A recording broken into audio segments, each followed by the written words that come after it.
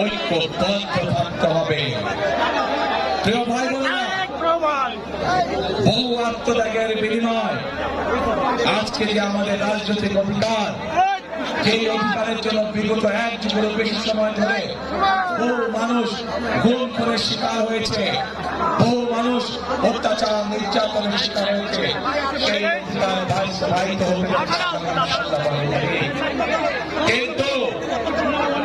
কিন্তু আমরা খেয়াল করছি একটি মহল বলার চেষ্টা করছে এবার ভোট গণনার পরে অনেক সময় লাগবে। এটা জানেন তো আপনারা?